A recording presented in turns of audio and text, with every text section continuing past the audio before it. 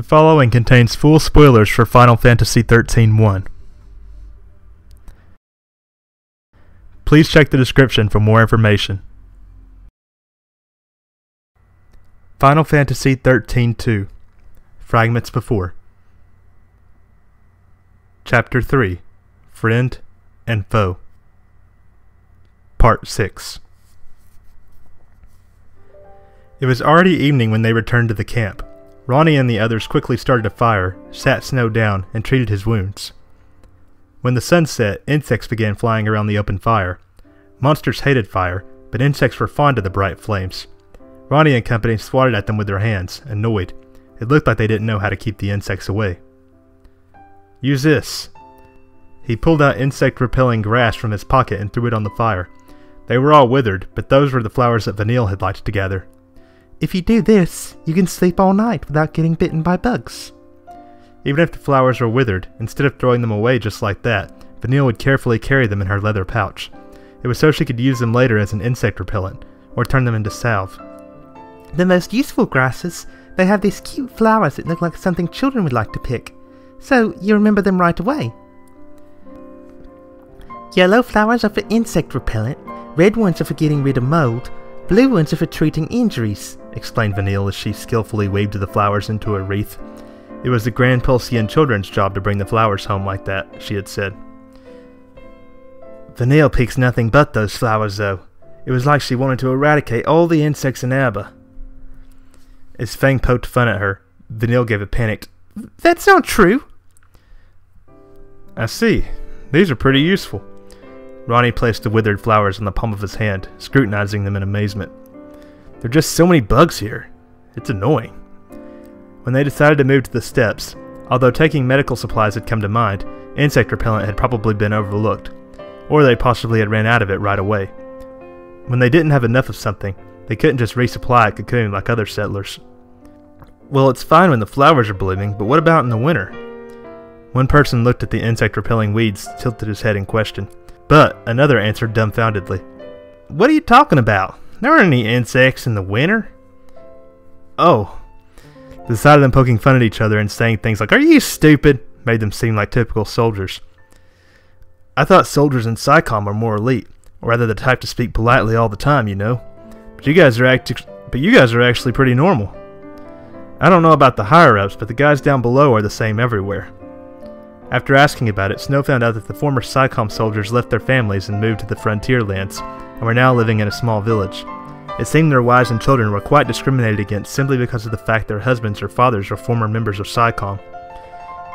Maybe it's because of that, but the women and children left in the village treat outsiders rather coldly, they said, smiling wryly.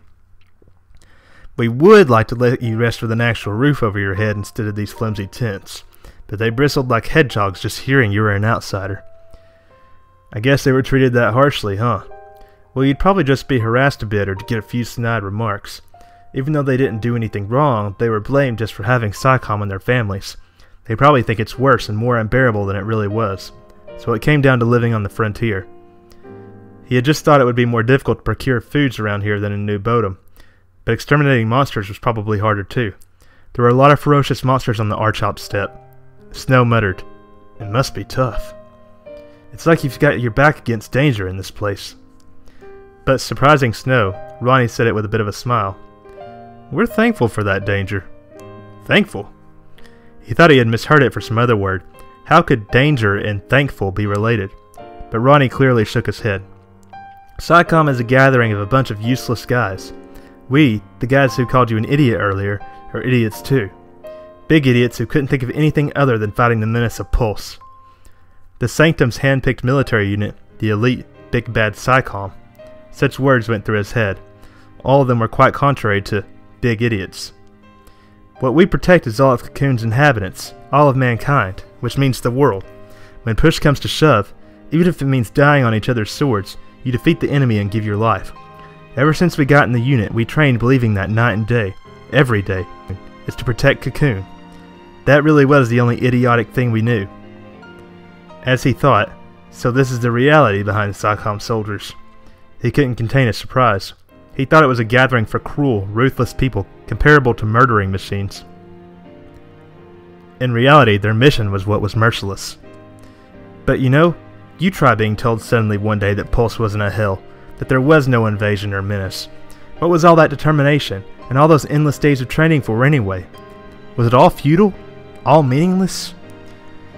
What appeared to be a half-laughing and half-smiling expression appeared on Ronnie's face. They hadn't only been exiled from paradise. They had lost their heart and soul, the very meaning of their existence. That's why we came to the Frontierlands. It's swarming with dangerous monsters. There are poisonous insects and plants that will make you break out in rashes on touch and whatnot. The more danger we face here, the more at peace we feel. We can say, "Ah, we weren't mistaken after all. Pulse really is hell."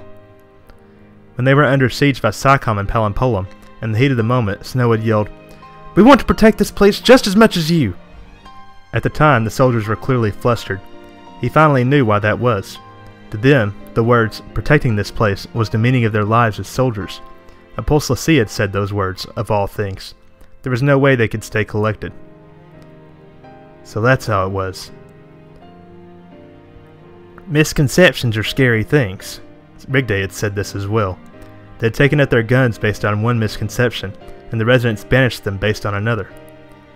It is true that you need to give yourself optimistic conceptions in order to boost your morale at times. They can be your support when it seems your spirit is breaking. However, Snow thought it would also probably be considered that they can also become the chains that bind you. Although, it's not something the family puts up with. "You said it," said someone. "I can't compete with a wife," said someone else, and then all at once a cheerful laughter rang out. Was it a saving grace for them to be able to laugh like that? Or... Then suddenly, the laughter stopped. When he asked what was wrong, he was sharply interrupted with a "shh." When he strained to hear like they had, there was certainly a low rumbling sound. "It's a Behemoth King! They're here again!" Ronnie and the others all stood up at once. "The village is in that direction!" shouted someone. Snow had fought Behemoth Kings on several occasions. When it was running on all fours, it was fast for its size, but when it stood up on its hind legs, its movement became slow. But then it towered like a giant. On top of that, it was excessively burly and a sore loser. It was quite a tough monster to defeat, even for a Lassie. For normal humans, it was definitely too much to handle, even if there was a fair number of remarkably skilled soldiers. "You just rest!" Ronnie, the one who had yelled, had already shouldered his gun. By the time Snow said, "I'm going too," there was nobody left in the camp. Just as you'd expect from Psycom, a speedy mobilization. It was really something that their ears were trained enough to discern footfalls from when it only just sounded like a rumbling noise. Those weren't the same Behemoth King footsteps you'd hear up close. "Let's go too." He called to the Cactuar and slowly tried to stand up. It still hurt, but not so much that he couldn't walk. He probably wouldn't be much help in terms of fighting strength, but he could be a decoy. When pitting normal people against a beast like that, you could only rely on numbers. He heard gunfire. They were probably trying to halt the Behemoth King from advancing to the village. But the footsteps continued. You couldn't stop that beast's advance with a little gunfire. He ran with all his might, dragging his injured leg. As a Lassie, this degree of an injury hadn't even fazed him. Injuries sustained in battle would heal themselves with a bit of rest after battle. Things were like that. For the first time, he felt irritated with his normal human body. Suddenly, a monster silhouette had appeared in the darkness. He hadn't been able to see until then because of a gradual incline in the slope. The typically solitary Behemoth King was, for once, not alone. There were 3 large, hill-like bodies. Now, perhaps due to the commotion, another 2 had joined in. It was his first time seeing 5 Behemoth Kings at the same time. Aside from Ronnie and the others, it looked like individuals who had been hunting nearby had joined in as well. The number of people in on the assault had long since risen into the double digits. However, the beasts paid them no mind and continued to press on toward the village. These were beasts that knew where the food was. That was probably why several Behemoth Kings had shown up at the same time. At long last, Behemoth Kings had stopped sprinting. They stood upon their hind legs and roared in anger. Now their movements would be sluggish, but their attacks would be exponentially stronger. Now is when they would cause some real trouble. However, if they hadn't done that, the village would have been attacked. "It's impossible. With these weapons, we just can't defeat them." If only he were as strong as when he was a Lassie, or if only he could summon Shiva. If he could at least use magic stronger than he could now. All these things were too much for Snow to hope for right now. He wished there was something he could do. "Oh right, we have your needles!" Even though he was small, he was still a Cactuar. Those needles that would go right through tough leather could probably damage the Behemoth Kings as well. On top of that, standing Behemoth Kings moved slowly, which made them perfect targets. Hey, Cactuar, aim for their heads. You can do it, right? The Cactuar looked up at Snow as if to say, leave it to me. Everyone, get down! He shouted as loud as he possibly could. It was Ronnie who immediately saw what Snow was planning. As Ronnie yelled, get down, they all plastered themselves to the ground. The little Cactuar inflated its body. In the next moment, along with a popping noise, several hundreds of needles rained down on the Behemoth Kings. However, although damage had been done, it was not fatal.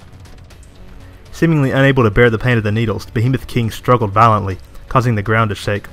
Ronnie and the others continued to fire their guns from where they were on the ground, but as expected, it didn't have much effect. Can you keep going? It would be hard to defeat 5 of these beasts like this. It was then Snow thought, we have to attack it some way while the Cactuar fires its needles. The Cactuar's body had inflated even more. Its little arms and legs grew exponentially in length, and its whole body was trembling. Before long, its body started to become engulfed in light. The light somehow seemed familiar. Snow asked it, what are you doing? And then proceeded to gasp. Now, a crest he knew he had seen before emerged out of the dark of the night. The first time he had seen it was inside the pulse vestige at Bodum. It was evidence of the strength represented by that ominous light. It was the crest of Pulse. You, don't tell me you're... He couldn't finish his sentence. Along with the violent rumbling, fissures opened in the earth. He couldn't stay on his feet. He sat awkwardly on his rear and stared, dumbfounded at the spectacle. They were rather unnaturally shaped fissures. No, they weren't fissures. The earth was being scraped away at into the shape of the crest itself. One after another, the Behemoth Kings were being swallowed up into the earth. A cloud of dust rose. The rumbling still continued. The fissures grew wider, and the crest crumbled to dust like a piece of candy. Within the hanging cloud of dust, glittering particles danced around. There were particles of crystal. With the disappearance of the particles of light and the settling of the cloud of dust, there was at last tranquility. The steps that had devoured the monsters had taken on a new landscape. Perhaps the ground had been weak in the first place, as one side had collapsed and caused a long terrace to be formed. Of course, the crest shape was no longer there. Maybe Ronnie and the others were on the other side of the terrace, for none of them could be seen. Snow stood up and looked down at the Cactuar. Its inflated body had returned to its normal size and looked like its normal Cactuar self in every way. So you were... a fal'Cie? It was a Cactuar that looked distinctly different from the others. Unfit for a monster was the decoration on its head. That shining red gem was just like the crystals that all fal'Cie carried inside their bodies. If the Cactuar was a pulse fal'Cie, then that would explain the great power that carved out the earth. Fang had said that many of the pulse fal'Cie that were entrusted with excavating the lands had the power to shape landscapes. He realized he had been unconsciously holding his arm. It was where his l'Cie brand was. What am I thinking? Why am I concerned about this? Particles of crystal danced in the air again. They were clearly directed at Snow. He had also seen this inside the vestige at Bodum. In the deepest part of the vestige, where the fal'Cie animal was, it was when he was pulled into an alternate dimension and branded as a l'Cie. Along with the particles of light, the color faded around him. It was the same dimension as back then. After that, tendrils of light extended his way. Alright, let's make up, okay? When Snow extended his hand, the Cactuar reached out with the little one as well. It wasn't one of those tendrils. Did you wait for me? When they were pursuing the herd of Cactuars, he had always been running by Snow's side. Did that mean he picked a human over some unfriendly monster? The Cactuar stared straight at Snow. Those eyes stared up at him from where it sat down in front of Snow, and stared up at him as if beckoning his opinion. Those eyes from when it saw that amphisbaena over Snow's shoulder. He was staring with the same black eyes. Maybe the Cactuar used those eyes to observe Snow. Whilst traveling the steps together and fighting the occasional monster, it was evaluating whether or not he would serve its purpose.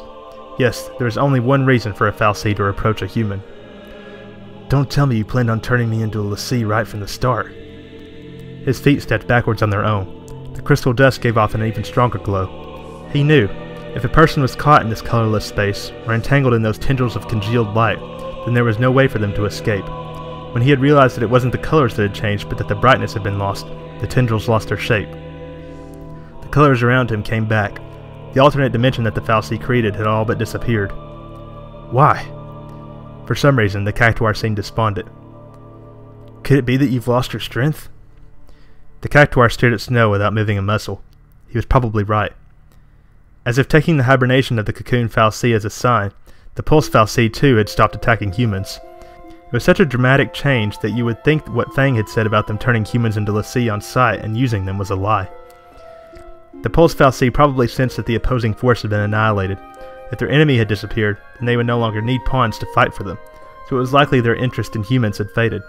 He didn't know anything along the lines of whether they had stopped laying their hands on humans of their own will, or whether something higher up had decided it would be so, but that's how he had interpreted things. No, that's how he had interpreted things. Until just then. It was different now, like how they stopped being shocked by unusual things. Had the Fal'Cie too lost their interest in humans? Had the Cactuar lost its powers due to the effects of the abnormality they had been dragged into? Was it that you couldn't have turned me into l'Cie, even if you wanted to? As expected, the Cactuar didn't move. However, he could see those former SciComm soldiers in it. How those guys lost their reason for existing and came to wander the frontier, and how the Fal'Cie Cactuar gazed at the herd with lonely-looking eyes. It wasn't because it wanted to be a part of the herd, but rather because it wanted to observe those who bore the same appearance, to see if there were any clues as to how it could get its strength back.